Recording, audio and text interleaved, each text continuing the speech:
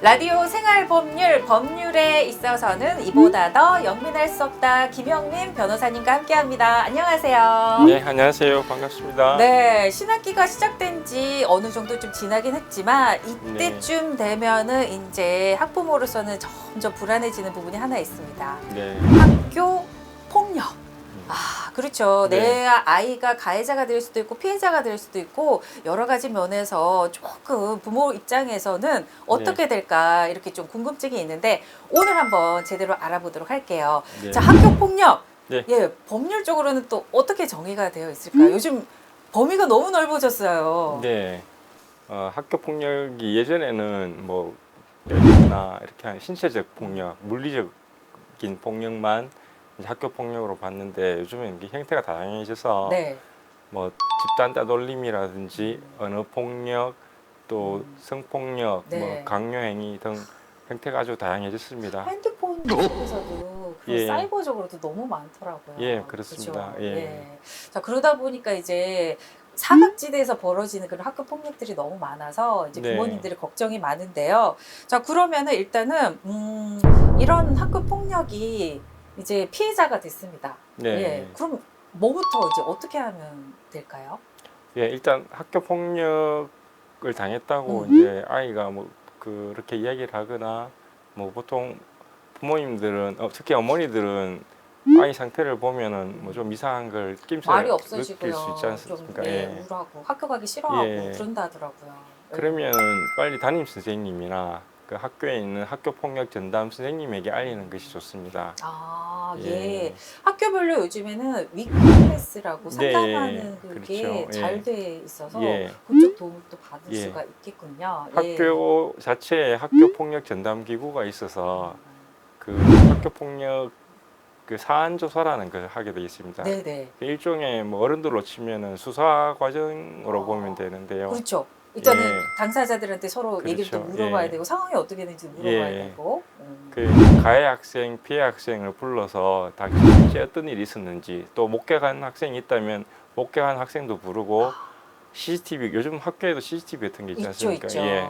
그 CCTV 확인도 해서 그 사안 조사를 합니다. 사실관계 파악을 해서 이제 그게 완성되면 사안 조사 보고서를 또 작성하게 됩니다. 예. 일단 부모님은 이제 그 우리 아이가 학교 폭력을 당했다 하면 굉장히 당하기 쉬운데요. 이 사안 조사 보고서가 나중에 학교 폭력 심의위원회에 가게 되면 굉장히 중요한 기초 자료가 됩니다. 그러니까 우리 아이가 실제 어떤 일이 있었는지 그 잘 진술할 수 있도록 명확하게 사실관계를 진술할 수 있도록 도와주는 것이 또 좋습니다. 그러니까요. 네. 아이 마음이 또 상처도 많을 테고 예, 얘기하기 싫은 그렇습니다. 부분도 있을 테고 한데 예. 그걸 잘 이끌어내는 게 중요하군요. 초반에. 네. 그런 이제 절차적으로 이제 이루어지면 일단은 피해 학생은 보호를 받아야 되잖아요. 피해자이기도 하고 네. 여러 가지 무슨 방법이 있을 텐데 어떤 보호를 받을 수가 있나요? 네, 피해 학생 같은 경우에는 처음에 학교에서 긴급하다고 판단이 되면은 뭐 분리 처분 등 일단, 가해 예, 학생과의 그러니까 피해 떨어져야 학생이 될것 같아요. 먼저 분리 조치를 취할 네. 수도 있고요. 네. 그 다음에 이제 학교 폭력 심의위원회까지 가서 이제 학교 폭력으로 결정이 되면은 피해 학생에게 어떤 그 보호 조치 처분이 내려집니다. 네. 그 보호 조치 처분의 종류로는 뭐 전문가에 의한 요즘 심리 상담 중요하죠. 예, 중요하죠. 네. 그죠? 심리 상담도 할 수 있고 요양, 이렇게 치료도 할 수 있고 또 학급 교체를 한다든지 그 일시 보호 처분 등을 이제 피해 학생에게 해줄 수 있습니다. 예.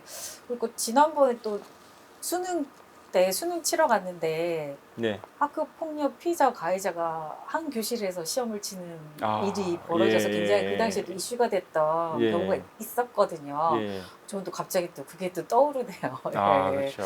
그럼 일단은 또 가해자 학생은 네. 뭐 그냥 어리다고 마냥 그냥 네. 그냥 지나갈 수는 없잖아요. 어떤 네. 처분을 받게 됩니까?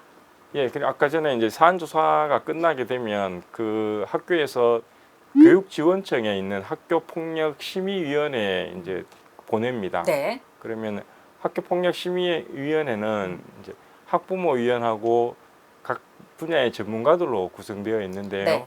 그 학교폭력심의위원회에서 그 사안조사 보고서를 기초로 해서 이제 피해 학생, 가해 학생을 모두 불러서 질문도 하고 대답도 들어보고 그래서 사실관계를 이제 그 확인을 합니다. 네. 그리고 이때 이제 피해 학생이든 가해 학생이든 부모님도 그 참석하셔서 그 이야기를 진술할 기회를 줍니다. 네. 그리고 그 이야기를 다 듣고 나서 이제 그 학교폭력심의위원들이 회의를 해서 이건 학교폭력이다 아니다 이렇게 결정을 하게 됩니다. 그래서 학교폭력으로 결정이 되면 또 거기에 맞춰서 이제 어떤 가해 학생에게는 어떠한 선도 조치 보통 1호 처분부터 9호 처분까지가 있습니다. 1호부터 9호까지요. 예. 그 처분을 내리게 되고 아까 피해 학생에는 아까 전에 말씀드린 보호 처분을 또 결정하게 됩니다. 예. 이게 또 예민한 게 생활 기록부에 학교 폭력이 기재가 되면서 대학 입학에까지 영향을 미치기 때문에 이게 굉장히 예민한 부분이 됐거든요. 이 부분에 대해서도 설명을 좀 해주세요. 네. 생활기록부에 그 남게 되면 대입에도 그 지장을 입을 수 있고 네. 또 나중에 취업하는 데에도 지장이 있을 수 있습니다. 예. 그래서 이제 이 그 선도 조치 처분 종류를 말씀드리면은 아까 1호 서면 사과부터 가장 무거운 9호 퇴학 처분까지 있는데요. 1호 처분에서 3호 처분까지는 졸업하면 바로 이게 생기부에서 없어집니다. 네. 그런데 그보다 더 위의 처분 같은 경우에는 졸업하고도 상당 기간 동안 없어지지 않고 또 남아 있습니다. 남아있군요. 예, 남아 있고 제일 무거운 9호 처분, 퇴학 처분 같은 경우에는 원칙적으로 삭제가 불가능하도록 되어 있습니다. 아니 사실 나는 피해자인데 네, 걔가 공부도 열심히 해가지고 잘 살고 이런 거 이렇게 보면 네, 억울하잖아요, 그죠? 그렇죠. 그런 네. 경우 때문에 이렇게 네. 생기부에 이제 남게 되는 이런 또 제도를 마련한 것 같은데, 네, 근데 이렇게 해도 뭔가 결과를 받았어요. 근데 네, 뭐 가해자는 가해자대로 아니면 또 피해자는 피해자대로 마음에 안 드는 거예요. 이게 네. 좀 불합리하고 억울하고 이렇게 네. 되면 그 이후에 뭔가 또 할 수 있는 거는 없을까요? 네,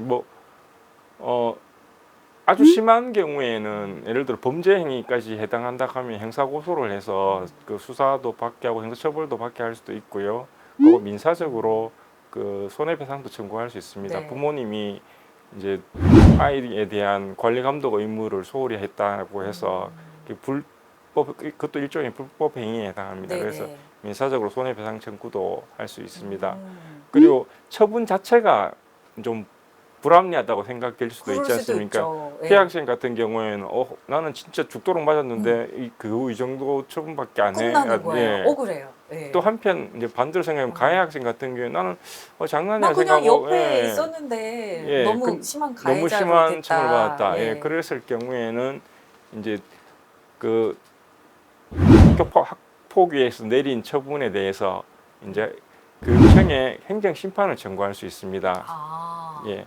이제 학폭위는 교육지원청에 소속되어 있는데 네. 교육청은 그것보다는 상급 기관이죠. 그래서 거기 상급 기관 교육청에 행정 심판을 청구해서 한번 받아볼 수 있고요. 네. 그 또 행정 심판에도 불만이 있으면 결국은 법원에 가서 행정 소송을 통해서 처분에 대해서 한번 다투어 볼 수도 네. 있습니다.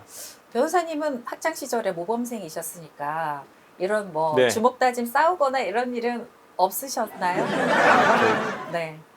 혹시라도 제 친구들이 볼까봐 예. 거짓말 하시면 안 예. 됩니다. 예. 많이 싸웠습니다. 아, 예. 그래요? 근데 꼭 공부 잘하는 학생은 선생님 봐주시더라고요. 네. 봐주지 않았습니다. 그러니까 말이에요. 어쨌거나 저쨌거나 학교 폭력은 이루어지지 않는 게 가장 근본적인 것 네. 같습니다. 예. 아, 근데 또 하나 네. 요즘에는 학교 폭력에 변호사님을 선임을 해서 진짜 적극적으로 법적으로 대응하시는 분들이 많으시던데 네. 언제 변호사님을 선임을 해서 도움을 받는 게 가장 효과가 있을까요? 예, 저는 사실 그 교육청에 자문 변호사로 있어서 주로 이제 교육청을 대리해서 사건을 하는데요. 일반적인 예, 일반 그 기록으로 이제 재판을 참여하면서 기록을 보면 사안 조사 초기에 변호사님한테 상담을 해서 네. 같이 조력을 받는 게 그게 가장 효과적인 초반에 예, 어떻게 그게 진술하느냐에 그렇죠. 따라서 예, 다르기 어떻게 때문에. 진술하느냐에 따라 가지고 네. 이제 그걸 기초로 해서 학폭위에서 또 처분을 결정이 하기 나니까. 때문에 그 조사가 굉장히 중요한 네. 것 같습니다. 일단 뭔가가 학폭위가 열린다고 하면 예. 일단 자문은 먼저 받아보시는 네. 게 좋을 것 같습니다. 아니면은 이렇게 네. 네, 라디오 생활본을 통해서 예. 또 상식을 얻어가시면 네. 되죠. 그러려면 구독, 좋아요, 좋아요, 알림 알림, 설정 부탁드립니다. 오늘 말씀 감사합니다. 예, 감사합니다. 라디오 생활법률 지금까지 담당의 김영민 변호사였습니다.